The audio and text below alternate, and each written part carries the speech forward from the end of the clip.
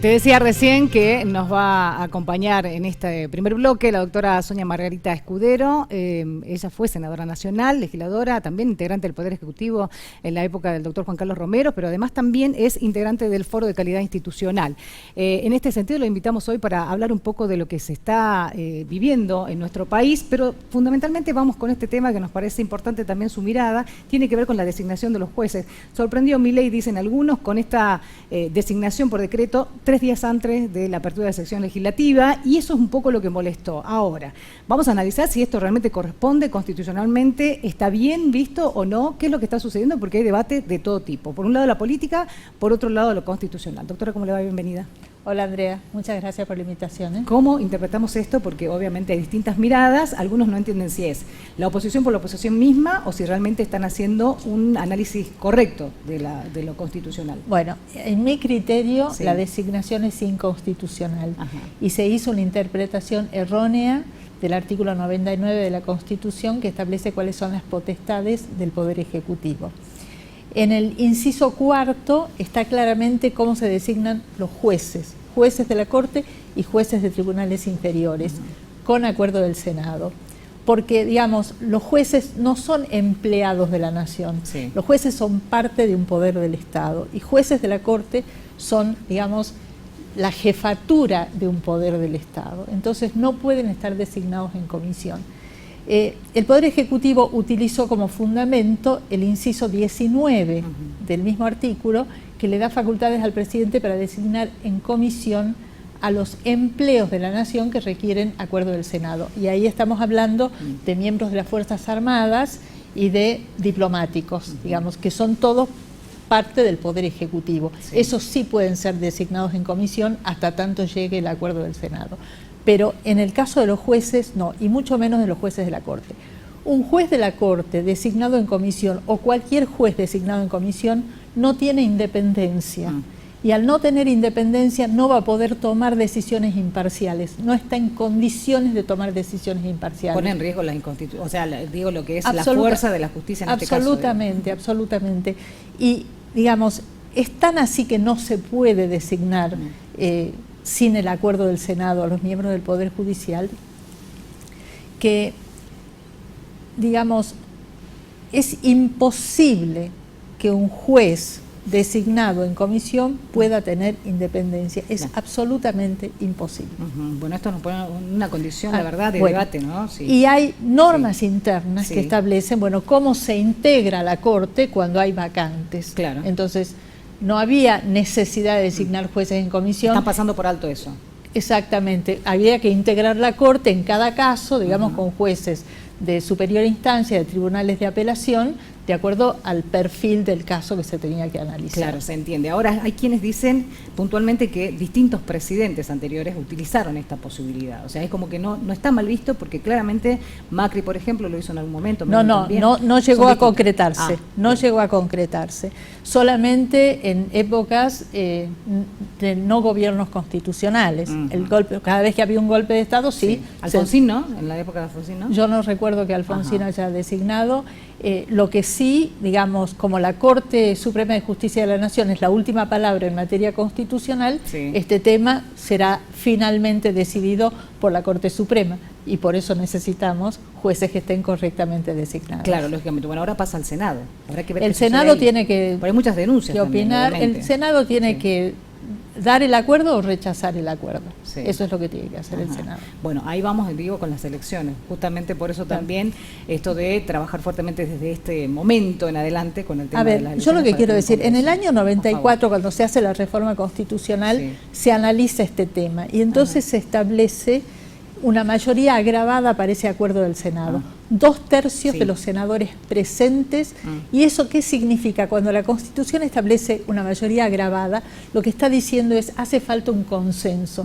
Entonces, que la mayoría de las fuerzas con representación parlamentaria puedan acordar cuáles son las mejores personas para ocupar esos cargos. O sea, y eso es lo que el Gobierno Nacional no quiso hacer. Claro. No quiso acordar. Claro, no quiso acordar. Ahora, puede haber un acuerdo en el Senado y esto puede ser votado a favor. O sea, ahora, ¿qué pasa si queda nulo? Necesitan los 2/3. Sí. Hay que ver qué es lo que hace el Senado. Exactamente. Hace falta los 2/3. ¿Y qué pasa si queda anulado esto?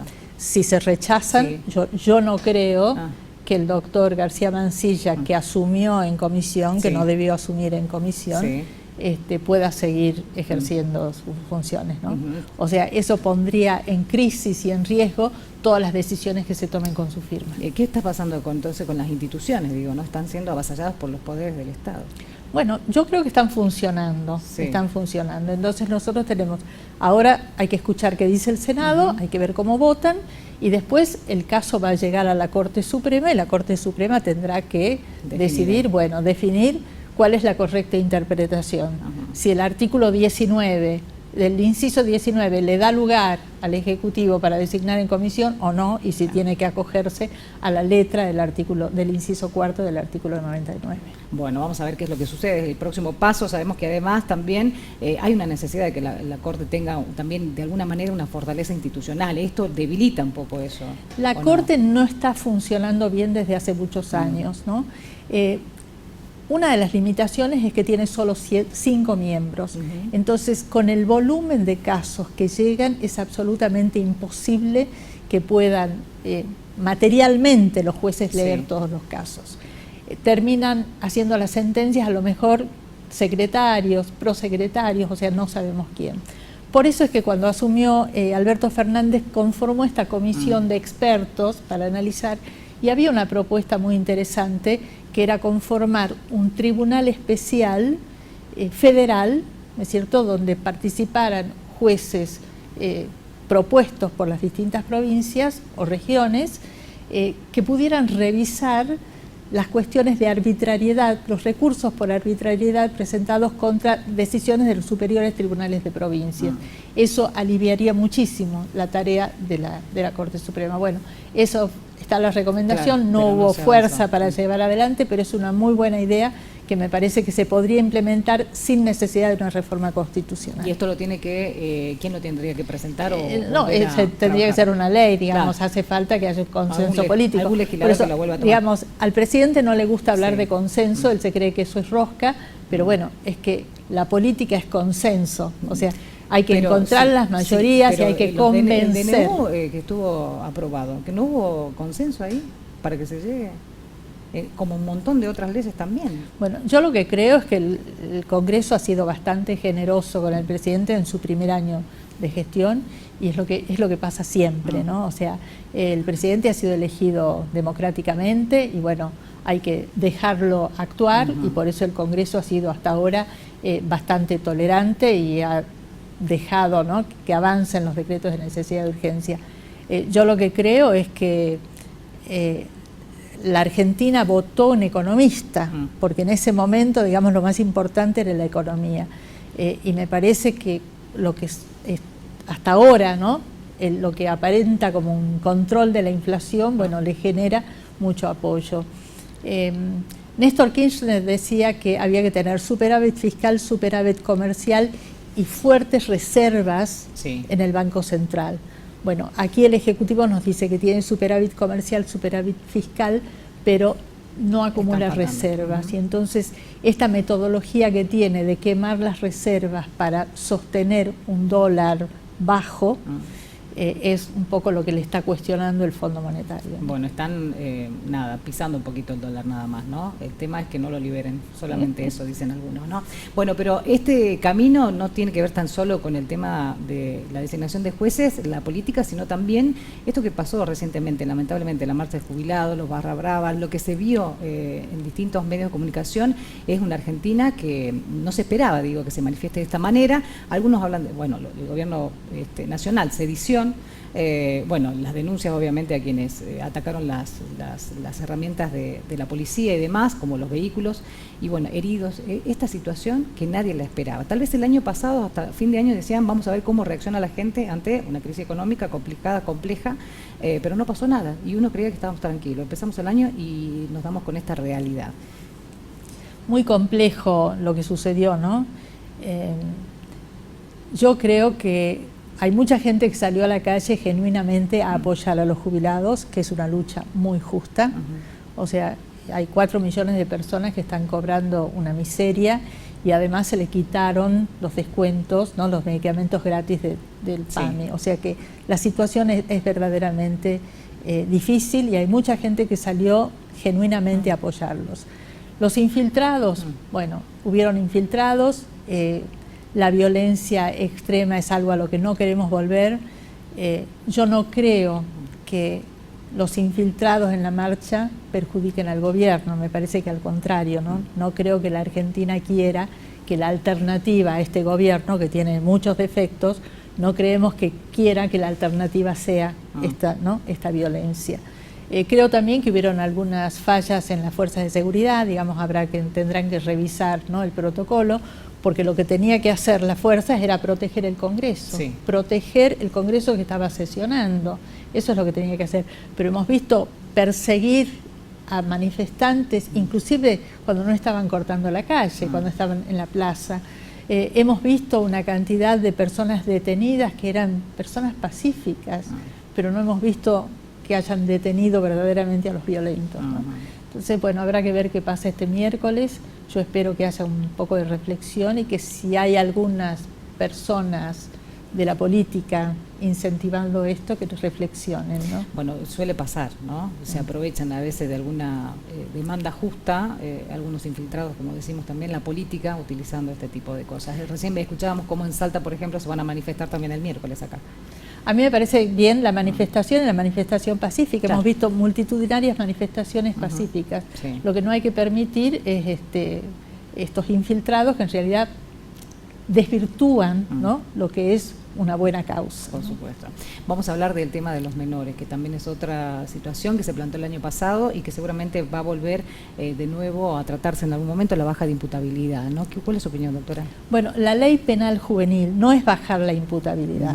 A ver, porque por ahí el discurso político dice una cosa que no es correcta. O sea, no es tratar a los menores como si fueran mayores. O sea, no es aplicar al menor la misma pena y en el mismo lugar que va el mayor. Lo que se busca y necesita la Argentina es una ley penal juvenil con un procedimiento especial donde el menor acusado tenga la posibilidad de defenderse, de ofrecer pruebas o de aceptar, digamos, algún tipo de transacción, y donde las penas, la privación de libertad sea la última instancia, porque puede haber otras, digamos, órdenes al menor que sean más efectivas que encerrarlo en un instituto de menores. Ahora, avanzar en una ley penal juvenil significa presupuesto. Tenemos que tener lugares especializados, tenemos que tener profesionales, ¿no?, preparados para eso. Eso hace falta presupuesto, pero es necesario. Si queremos mirar el futuro de la Argentina, el futuro no lo vamos a construir encerrando a los menores en prisiones donde se van a volver, ¿no?, más delincuentes. Tal cual. Digamos, lo que hay que hacer es una escuela, dicen algunos, claro, corregir y hay que poner presupuesto. Bueno, ¿qué pasa con la educación? ¿Qué pasa con esos chicos que abandonan la escuela? Hay que salir a buscarlos, hay que ver qué está pasando. ¿Qué pasa cuando un menor comete un delito? No hay que decir es chico, ya se va a pasar. No, hay que atender cuál es el círculo en el que se mueve, bueno, cuáles son las razones que lo llevan a delinquir. La verdad que tiene que haber una voluntad política en ese sentido, ciertamente, ¿no? Acá veíamos, por ejemplo, Cerrillo, Michel Torino, que era un lugar justamente de contención de estos chicos que estaban en la delincuencia, pero tampoco se pudo lograr, con talleres, con un montón de actividades justamente para tratar de salvarlos, digo, de esta situación de calle en algunos casos, pero no se consiguió. Bueno, y después está la otra cuestión, que es el flagelo de la droga, ¿no? La droga causa estragos y muchas veces cada vez digamos, los consumidores cada vez son más chicos, ¿no? Y eso es otro tema en el que hay que avanzar. Yo creo que la desfederalización de los delitos menores de drogas no ha dado resultado. Bueno, hay que revisar las políticas, hay que ver qué hacen otros países. Ese es un tema muy complejo que no lo puede resolver un país solo, ¿no? Sí, exactamente. Bueno, finalmente el PJ, con su intervención, que sorprendió también. ¿Cómo vio usted esta...? Bueno, a mí no me gustan las intervenciones. Lamentablemente esto tiene que ver con el derecho que tiene, digamos, el PJ Nacional a tratar de armar las listas, ¿no? Fundamentalmente para las elecciones nacionales, ¿no? Me parece que ahí está el interés. Yo lo que creo es que las razones que se dieron para la intervención, eso de que cómo votan los diputados, me parece carece que de no validez, es, claro. no es una razón. Pero hay algo que dice la intervención en lo que yo coincido, y es que al Partido Justicialista de Salta se lo ha vaciado de doctrina, ¿no? Se lo ha vaciado de doctrina. Entonces, se lo utiliza solamente como una herramienta electoral, pero cada vez saca menos votos y es como un furgón en el medio de otros partidos, ¿no? Y eso sucedió ya cuando Juan Manuel Urtubey asume como presidente del PJ, sí, cambia la Carta Orgánica, en fin, llega con el Partido Renovador, entonces destruye la oposición que había, la alternancia que había en Salta en el gobierno. En el 2017 nosotros armamos una agrupación dentro del Partido Justicialista, participamos en las internas, en las PASO, y después le pedimos a las autoridades la revisión de la Carta Orgánica. Para nosotros era muy importante la revisión de la Carta Orgánica, y no como está esta Carta Orgánica donde no le da lugar a las minorías. Entonces cada vez se achican más, son los que controlan el partido, claro, y bueno, ¿cuántos? Claro, son unos cuantos. Entonces la gente que no se siente contenida busca otras expresiones.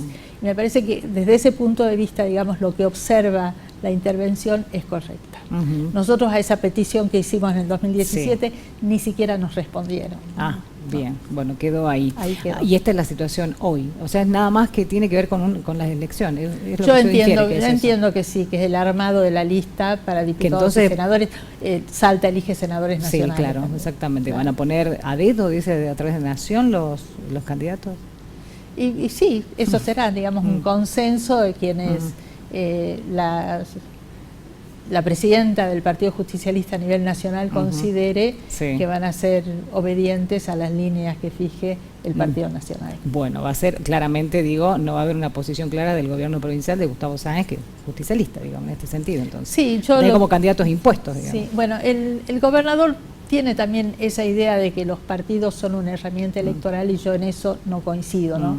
Una herramienta electoral es una de las funciones del partido, pero el partido tiene que tener doctrina, tiene que tener debate, tiene que generar políticas, tiene que hacer un control de su gobierno cuando es gobierno, y tiene que trabajar para llegar al gobierno cuando es oposición. Y me parece que eso se ha perdido, ¿no? Yo lo que creo es que en definitiva, en lugares como Salta, donde nos conocemos todos, la ciudadanía no va a votar por el partido, seguramente se fijará quiénes son los candidatos y bueno, y votará por candidatos de su preferencia. Bueno, la nueva, forma de hacer política es en las redes sociales, y hoy la gente ya no vota a sellos, sino directamente a la persona que usted lo manifiesta, ¿no? Así es. Que veremos qué es lo que sucede en el camino. Doctora, muchas gracias por venir. No, gracias, Andrea. Como siempre, Nosotros hacemos una pausa, ya volvemos.